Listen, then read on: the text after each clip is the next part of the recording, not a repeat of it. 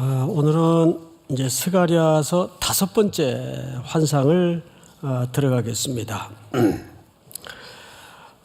본문 우선 1절을 보시면 이렇게 시작이 되죠. 내게 말하던 천사가 다시 와서, 이 다시 와서라는 표현은 앞에 여러 환상을 우리가 보았지만 그것과 동떨어진 환상이 아니라 연속성 내지는 연동성을 갖고 있다는 뜻입니다. 그러니까 따로 독립된 환상이 아니고 다 스토리가 이어지고 있다는 이야기를 이렇게 표현하는 거예요. 다시 와서 나를 깨우니 스가랴가 잠들고 있었다는 뜻이 아니고, 우리 이런 경우 있죠. 평소에 그냥 내가 그렇게 알고 있었어요. 그렇게 살아왔어요. 근데 어느 날 말씀을 듣다가 또 어떤 경우를 통해서 이게 이런 뜻이었구나, 이렇게 의식이 확 열어지는 때가 있어요. 아마 이런 경험들을 하신 분은 이 기쁨, 희열, 경이로움은 세상의 어떤 것하고도 맞바꿀 수 없을 정도로 충격과 영혼의 희열을 경험하게 됩니다. 지금 그냥 평범한 일상을 뒤흔들고 뭔가 성령의 역사를 통해서 스가랴의 의식을 깨워버린 거예요. 평소에 안 들리던, 보지 못했던 것들이 한꺼번에 확 몰려오는 깨우침이 일어난 겁니다.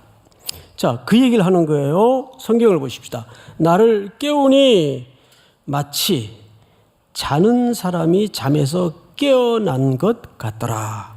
그러니까 어느 정도 충격적인 깨어남이었는가 하면 자다가 벌떡 일어나서 현실을 보게 되는 듯한 충격을 받았다, 그 말이에요. 그래서 과연 그 충격을, 그 깨어남을 통해서 뭘 봤어요? 어떤 그림을 봤어요. 2절부터 볼까요? 그림의 내용입니다. 그가 내게 묻되 내가 무엇을 보느냐? 내가 대답하되 내가 보니, 지금부터 그 본 내용을 스가랴가 서술하는 겁니다. 숭금 등잔대가 있는데, 여기 숭금 등잔대는 하나님의 임재 또는 영광을 상징할 때 숭금 등잔대로 묘사를 합니다. 숭금 등잔대가 있는데 그 위에는 기름 그릇이 있고, 또 그 기름 그릇 위에 7 등잔이 있으며, 그 기름 그릇 위에는 등잔을 위하여 7 관이 있고, 3절 한번 같이 읽어볼까요? 시작.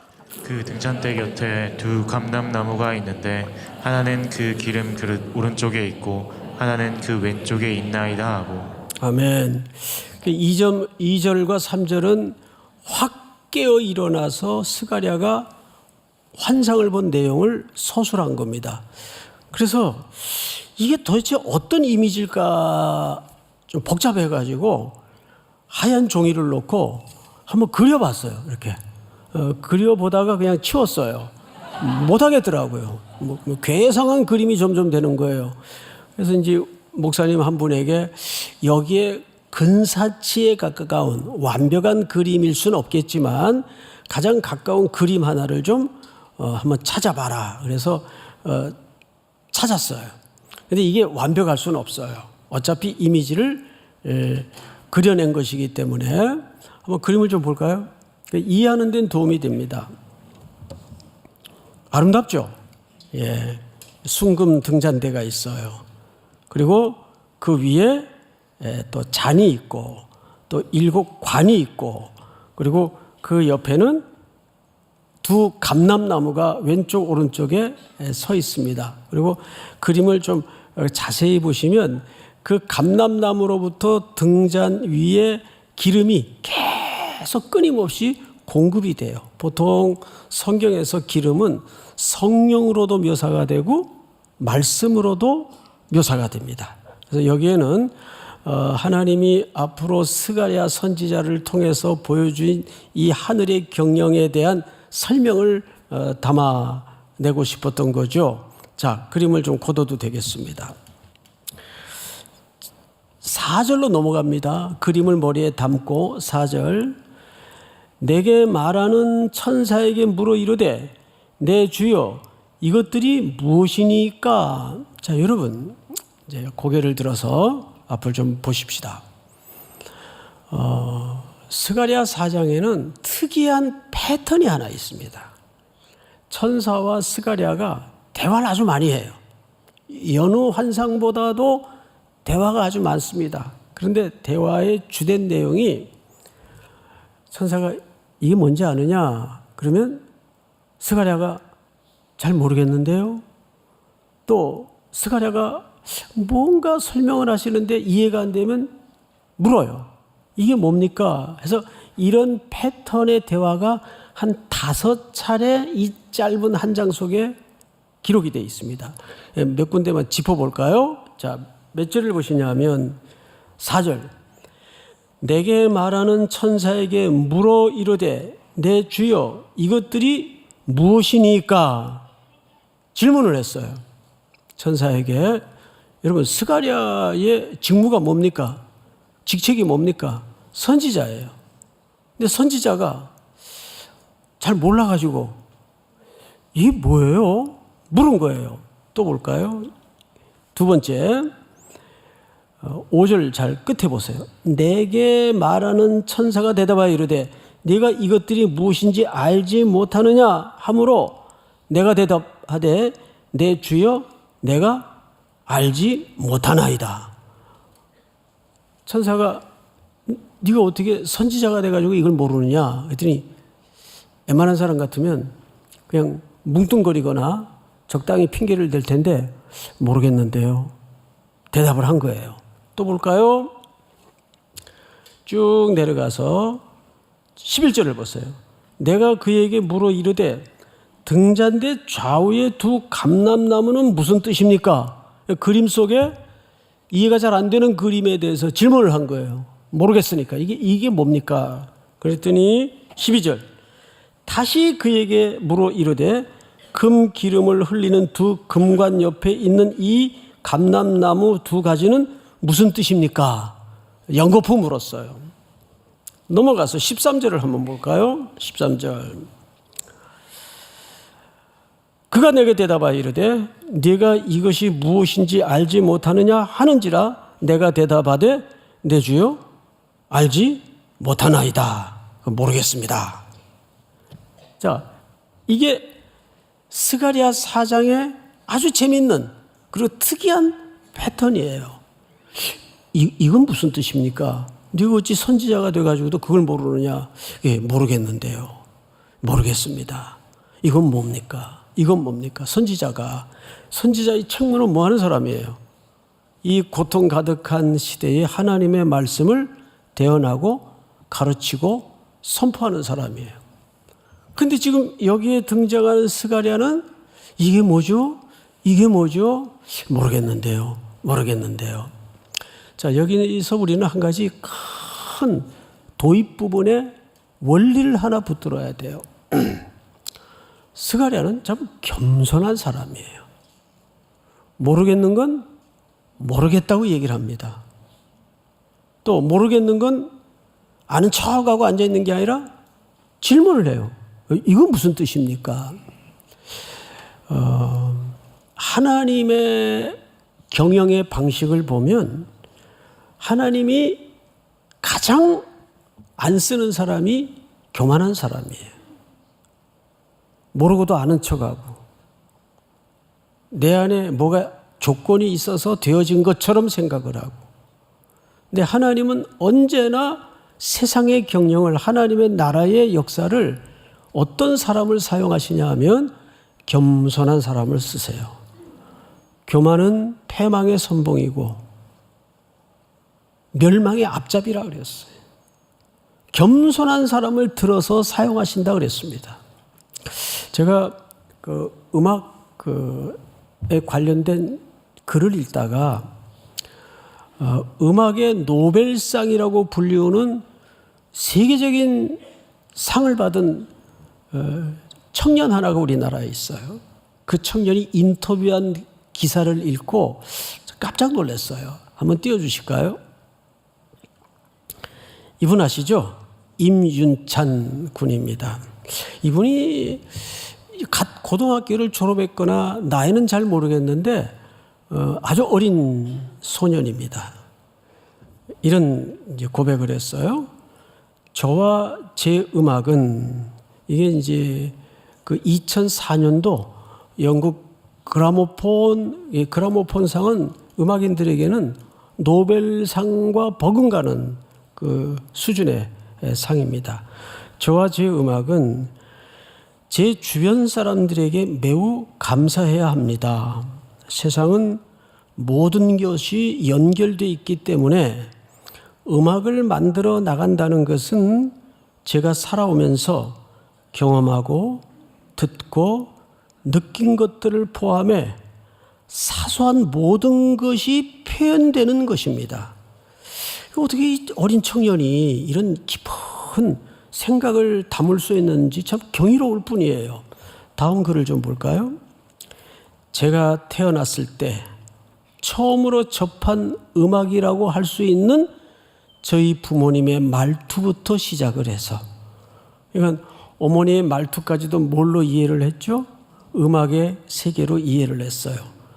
제가 태어났을 때 처음으로 접한 음악이라고 할 수 있는 저희 부모님의 말투부터 시작을 해서 제 눈으로 본 모든 것, 그리고 듣고 느끼고 경험한 것, 배운 모든 것들이 제 음악에 녹아 있습니다. 다음 글을 보십시다. 이런 큰 상을 받아야 할 사람은 제 가족, 선생님, 에이전시, 위대한 예술가들, 그리고 제 친구들이 받아야 하는 것입니다. 이 용량과 깊이가 참 신기해요. 어린 청년의 가슴 속에 어떻게 이런 깊이와 울림이 가능했을까? 그러니까 자기 공로가 아니라는 거예요. 다 주변에서 도와주시고 함께 해주셨던 덕분에 오늘 자기 음악이 가능할 수 있었다는 겸손한 이 글은 세계 음악인들에게 깊은 감동을 주었어요.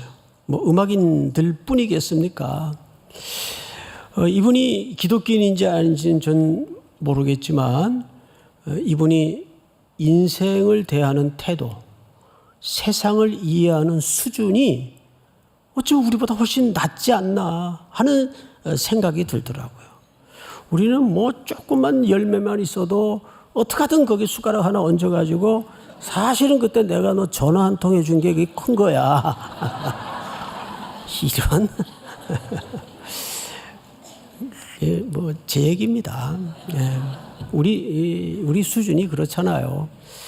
그래서 가만히 보면 교회에도 그렇고 직장에도 그렇고 이상하게 스스로를 낮추는 사람에게 모든 복이 흘러 고여요. 그렇지 않습니까? 이상하게 그 사람에게 사람이 몰려들고 또 모든 것이 고여드는 것을, 이건 하나님이 이 세상을 창조하실 때 만든 불변의 진리입니다. 하나님은 스가랴 같은 모르면 모르는 대로, 궁금하면 궁금한 대로, 이건 무슨 뜻이죠? 이건 모르겠는데요. 저는 아주 얼굴 뜨거운 기억이 몇십 년 전에 있었던 일들이 지금도 화끈거려요. 20대 때 실수인데, 젊은 학생들을, 청년들을 가르치고 있을 때, 그때는 외국 구경을 한 번도 안 해봤을 때예요. 근데 무슨 뉴욕 얘기를 하다가 어떤 학생이 뉴욕 안에 맨하탄이 있다는 거예요. 그래서 제가 우겼죠. 그게 아니고 맨하탄은 뉴욕 옆에 있다고. 그 학생은 미국에 살다가 온 학생인데 제가 이겼어요. 근데 전도사인데 누구 앞에서 미국 얘기를 하느냐 싶은 참 무지한 무지한 수치죠. 나중에 알고 보니까 뉴욕 안에 맨하탄이 있더라고요. 가보니까. 그러니까 항상 미국 얘기하면은 안 갔다 온 사람이 이깁니다. 원래 사람이 그 자기를 객관화시킬 줄도 모르고 자기가 알고 있고 자기가 신봉하는 것이 전 세계의 전부라고 알고 있는 경우들이 굉장히 많아요. 그러니까 그런 유형의 인간에게는 하나님께서 역사하시지도 않을 뿐더러 특별히 하나님의 경영에 참여시키지 않습니다. 주여 내가 여기 있습니다. 말씀하옵소서. 항상 낮고 겸손한 마음으로 모든 주제와 사안 앞에서 자기를 낮추어 주님의 경영에 들림받고 쓰임받는 저와 여러분들이 될 수 있기를 축복합니다. 이것이 오늘 스가랴 4장에 걸려있는 굵은 질서예요. 패턴이에요. 두 번째 성경을 다시 보십시다. 4장 몇 절을 보시냐면 5절을 보세요. 내게 말하는 천사가 대답하여 이르되 네가 이것들을 무엇인지 알지 못하느냐 하므로 내가 대답하되 내 주여 내가 알지 못하나이다 하니 6절 다 같이 한번 읽습니다. 시작. 그가 내게 대답하여 이르되 여호와께서 스룹바벨에게 하신 말씀이 이러하니라. 만군의 여호와께서 말씀하시되 이는 힘으로 되지 아니하며 능력으로 되지 아니하고 오직 나의 영으로 되느니라. 아멘. 여기 힘, 능이라는 표현이 등장을 해요. 힘이라는 말은 하일이라는 히브리 말을 쓰고 또 능이라는 말은 콰르라는 히브리 말을 써요. 근데 사실 이 둘 다 노동력을 얘기하는 거예요. 특별히 능이라고 할 때는 이 노동력 중에서도 잘 훈련된 병력을 얘기할 때 힘으로 능으로 되지 아니하고 제가 평소에 우리 성도님들에게 이렇게 종종 말씀을 드렸어요. 교회 공동체는 두 가지를 경계해야 되는데 사람의 영향력이 교회에 자리 잡는 것을 반드시 털어내야 된다. 시간이라는 것은 힘을 갖게 만들어요. 누가 한 자리에 오래 있게 되면 자기가 의도하지 않았지만 뭐가 생기죠? 영향력이 생겨요. 이거는 하나님이 교회 공동체의 속성 중에 가장 싫어하시는 모습입니다. 근데 이런 것들은 잡초처럼 끊임없이 올라와요. 그래서 우리 속에 이제 일찍 귀향해서 농사 짓고 있는 친구 하나가 그런 얘기를 해요. 두 가지 때문에 농사 못해 먹겠대요.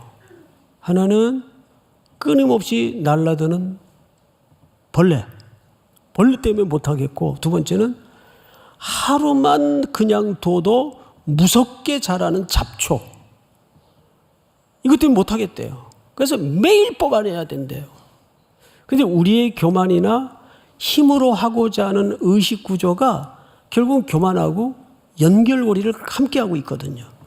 이거는 우리도 인지하지 못하는 사이에 항상 밑바닥에서 틈만 생기면 기어 올라오는 무서운 잡초 같은, 이건 매일 뽑아야 됩니다. 사도 바울이 오죽했으면 뭐라 그랬죠? 나는 날마다 죽노라. 날마다 죽어도 그게 안 되는 거예요. 그래서 교회에서는 첫째는 사람의 영향력이 자리 잡는 걸 가장 경계해야 되고, 두 번째는 성경 전체에 걸쳐서 규모와 세력과 힘의 과시로 하나님의 일을 하려는 모든 시도를 하나님은 끔찍하게 싫어하세요. 사도행전 3장에 보면 가장 아름다운 문, 그 뷰티풀 게이트라 그래요. 한자로는 미문이라고 나와 있어요. 미문에 오늘도 하루의 삶을 구걸하지 않으면 끼니를 이어갈 수 없는 장애인이 하나 앉아 있어요. 마침 그때는 기도하는 시간이었어요. 유대인들이 온갖 장식품이 달린 의복을 잘 차려입고 기도하는 시간에 그 가장 화려한 이 예루살렘 성전의 아름다움의 절정의 문인 그 미문으로 들어가는 시간에 그런 거린 하나가 앉아 있었습니다. 무엇을 얻을까 하여 바라보고는 그렇게 돼 있어요. 그때 사도들이 손을 잡아 일으키며 뭐라 그랬어요? 내게 은과 금은 없거니와 나사렛 예수의 이름으로 일어나 걸어라 했어요. 걸어라. 그랬더니 그가 밖으로 뛰어나갔습니까? 성전으로 뛰어들어갔습니까? 성전으로 뛰어들어갔어요. 뭘로 회복이 된 거죠? 예배자로 회복이 되는 겁니다. 이건 뭘 얘기하냐 하면 한국 교회는 우리 교회도 마찬가지예요. 교회 안에 은과 금의 위력이 없어져야 돼요. 교회는 어떤 사안과 어떤 일들 앞에서도 오직 하나님의 힘으로, 하나님의 능력으로만 이루어져야 됩니다. 그렇게만 일이 되어져야 됩니다. 오늘 6절의 말씀이 뭐예요? 이렇게 돼 있어요. 제가 다시 한번 읽습니다. 그가 내게 대답하여 이르되 여호와께서 스룹바벨에게 하신 말씀이 이러하니라. 스룹바벨에게 이미 하신 말씀을 다시 하시는 겁니다. 만군의 여호와께서 말씀하시되 이는 힘으로 되지 아니하며 능력으로 되지 아니하고 오직 나의 뭘로 되느니라?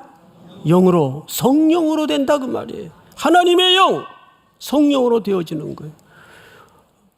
목회자들도 그런 유혹이 있어요. 이제 막 200명 겨우 이제 목회 좀 재미 보려고 그러면 아쉽죠.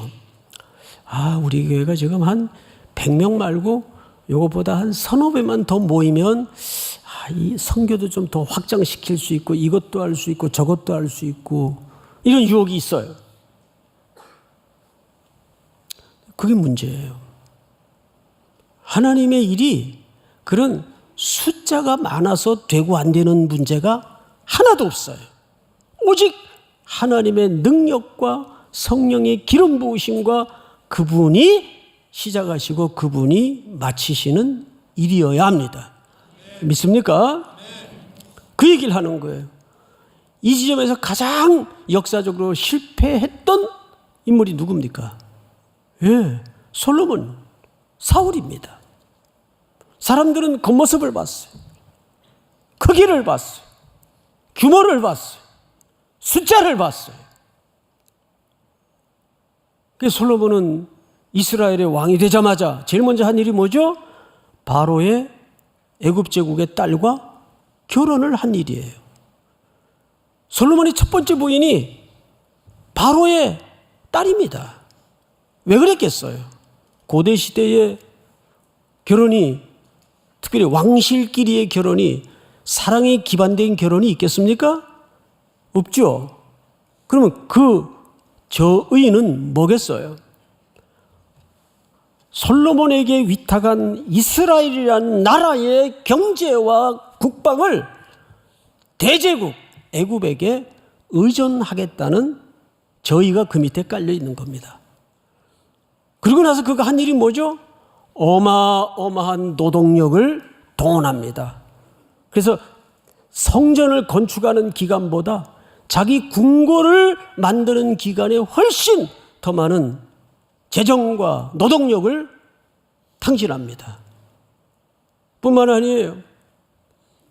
그 장인의 나라 애굽으로부터 어마어마한 병마를 수입해서 너무 지나치게 많이 수입을 해가지고 다시 역수출하는 이런 해프닝이 벌어져요.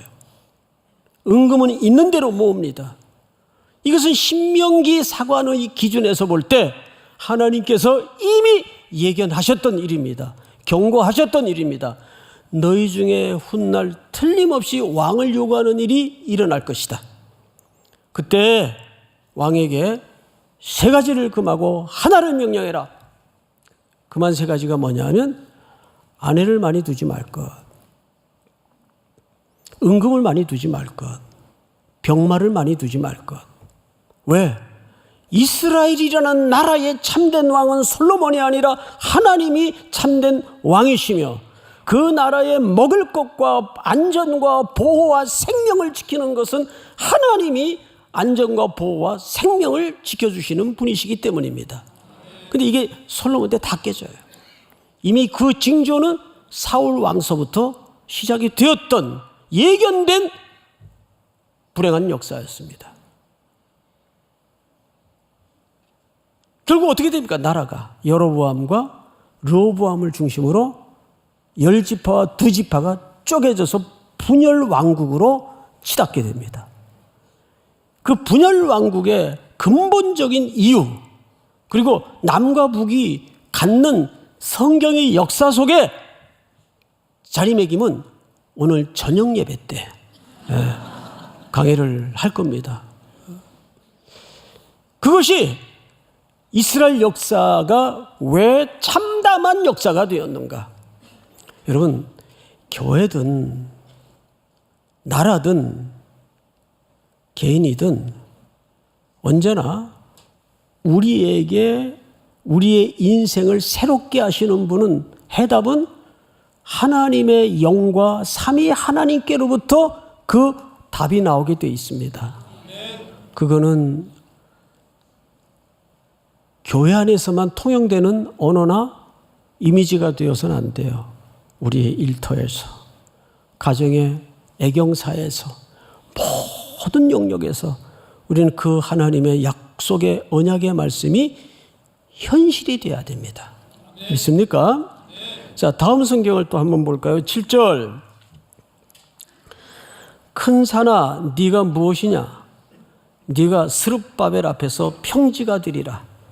그가 머릿돌을 내어놓을 때 무리가 외치기를 은총이 그에게 있을지어다 하리라 하셨고. 자, 이제 앞을 보실까요? 여기서 큰 산하라는 말은 이스라엘 역사 속에 또는 우리 개인적으로 얘기하면 성도들의 일생 속에 장애물을 얘기합니다.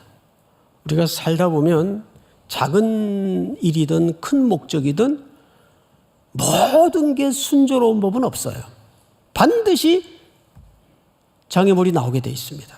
심지어는 예수님이 명령해서 배에 태워져 건너편으로 향하던 제자들이 태워진 배도 가다가 뭘 만났어요? 풍랑을 만났어요. 그 뱃길은 누가 가라고 명하신 뱃길이었습니까? 주님이 가라고 명하신 뱃길이었어요. 그런데도 풍랑을 만나요. 지금 이스라엘 공동체는 페르시아에서 풀려나 돌아오긴 했는데 돈이 넉넉히 있길 해요. 주변에 잡다한 족속들이 의구심의 눈초리를 거두지 못하고 왜 저 사람들이 성을 쌓고 성벽을 쌓아올리는 거지? 페르시아 제국으로부터 독립하려 그러나 그래서 계속 본국에다가 고소문을 올려요. 그러니까 얼마나 마음이 공고했겠어요. 왜 하나님은 돌아오게 했으면 쭉쭉쭉 사업이 진척이 되게 하고 이런 장애물들은 없어야 되는 게 맞는 건데 왜 이렇게 힘겨운 일들이 이어지고, 이렇게 생각하시면 돼요. 내가 뭔가를 하려는데 이상하게 어려운 일이 생기면 틀림없이 주의 일이에요. 믿습니까? 사탄이 그걸 그냥 두고 보질 않는다고요. 이런 모양으로 저런 모양으로 가랑이 잡아 당기고 방해하고 그런단 말이에요. 저희 교회를 향한 그런 어둠의 세력의 공격들도 많아요. 우리가 무시로 성령 안에서 깨어서 기도해야 되는 이유가 거기 있습니다. 어떤 것도 우리는 혈과 육으로 대적해서 싸울 일이 아무것도 없어요. 오직 하나님의 영으로. 오늘 이 자리에 그냥 예배자로 와서 앉아 계시겠지만 일일이 한 분 한 분 여쭤보지 않아도 대충 다 견적이 나와요. 네? 말씀은 귀에 하나도 안 들어오고 이거 어떻게 해야 되나, 이 문제. 우리 큰아들 어떻게 해야 되나. 질병의 문제, 인생사의 문제, 경제적인 공고함, 얼마나 다양한 얼굴로 이 세상의 기본적인 것이 고난과 슬픔이에요. 그게 인간의 본질적인 정서입니다. 우리 앞에 늘 큰 산이 있어요. 이스라엘 공동체에도 그런 경제적인 문제, 주변의 공격, 고소고발 큰 산이 있었어요. 근데 그걸 어떻게 하시겠답니까? 하나님의 영이 평지를 만들어 버리겠대요. 다 제거해 버리겠대요. 믿습니까? 그러니까 상황을 보지 말고, 상황을 봐서는 안 돼요. 그 상황을 넘어 우리에게 이 기초돌을 놓으신 분이 마지막까지도 마무리하실 것이다. 8절은 뭐라고 얘기합니까? 이렇게 얘기합니다. 8절 제가 읽습니다. 여호와의 말씀이 또 내게 임하여 이르시되 스룹바벨의 손이 이 성전의 기초를 놓았은즉 그의 손이 또한 그 일을 마치리라. 그것은 스룹바벨이 마친다는 얘기가 아니에요. 스룹바벨의 손을 누가 붙들고 있다는 뜻입니까? 여호와의 영, 만군의 하나님이 붙들고 있다는 뜻입니다. 이게 성경에서 만군의 하나님이라고 얘기할 때는 싸워주시는 하나님, 싸워주시는 하나님, 나를 대신해서 전쟁하시는 하나님. 그러니까 여러분 상황에 주목하지 마시고 하나님의 약속에 주목하시기 바랍니다. 문제는 우리가 어려운 큰 산 앞에 서 있다는 게 문제가 아니라 그걸 넘어설 수 있고 평지를 만들겠다는 하나님의 약속에 붙들려 있지 않다는 게 문제예요. 믿습니까? 그리고 그 일을 시작하신 하나님은 그 일을 반드시 마무리하시는 분이십니다. 그 하나님을 신뢰하고 오늘도 또 한 주도 여러분들의 일상에서 담대히 이겨낼 수 있는 은혜와 복이 있기를 주의 이름으로 축복합니다. 다 일어나십시다.